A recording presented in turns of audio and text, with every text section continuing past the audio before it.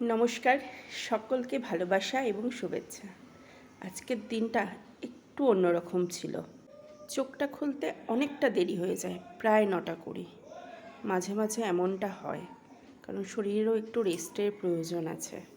কি করব, তাই অন্যদিকে না তাকিয়ে সঙ্গে সঙ্গে চলে গেলাম রান্নাঘরের কাজে। আজকে আমার কর্তামশাই টিফিনে করে দিলাম একটা মিক্স ভেজ এবং গরম গরম ভাত।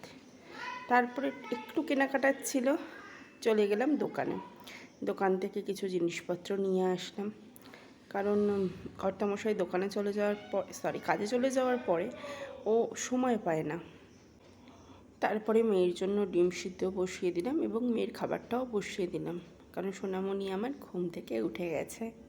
কত সুন্দর উঠে মা মা করে ডাকে।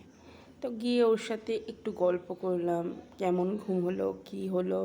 ওর তো নানা গল্পের ঝুড়ি, মা এই হয়েছে, মা সেই, মা ওটা না, মা সেটা না, কথার কথা কথার আমার শোনার শেষ হচ্ছে না। কত কিছু গল্প। ওর সাথে বেশ কিছুটা সময় কাটালাম। সত্যি কথা, সকালের এই সময়গুলো সংসারে মানে আলাদা একটা আনন্দ দেয়। ছোটো ছোটো অনুভূতিগুলো। ক্লান্ত হয়ে পড়ি, অনেকটা ক্লান্ত হয়ে যাই, সত্যি পারি না। তারপরেও এই ছোটো জিনিসগুলো সত্যি মনকে আনন্দ দেয়। আর আজকের দিনেই এসেছিল সাপ্তাহিক বাজার।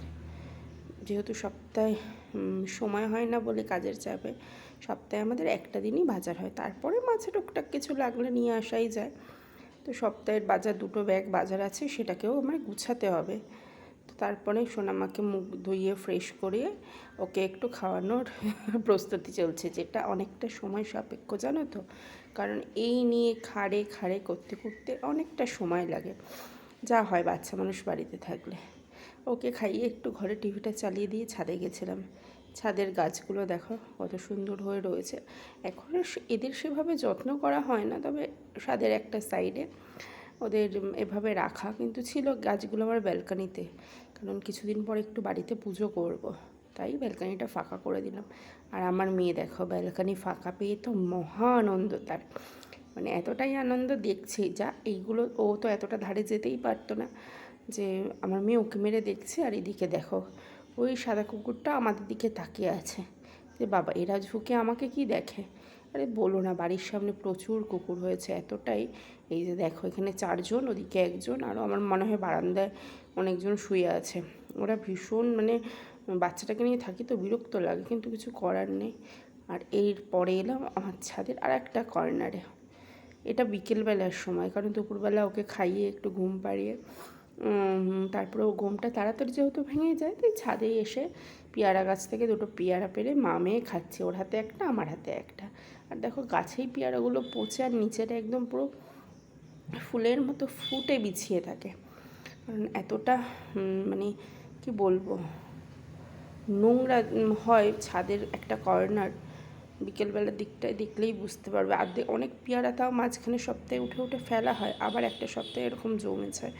তো আস্তে আস্তে পেয়ারা শেষও হয়ে যাচ্ছে, এই নোংরা হওয়াটাও শেষ হবে। আর বিকেলবেলার ওয়েদারটা কত ভালো লাগছে। আকাশটা কেমন, মানে এবার দুর্গাপুজো আসছে, মেঘগুলো একটু সাদা সাদা, একটু অন্যরকম অনুভূতি। এই আমার মেয়ে দেখো, একটা পাথর ছুঁড়ে মারলো, ওকে বারণ করলাম।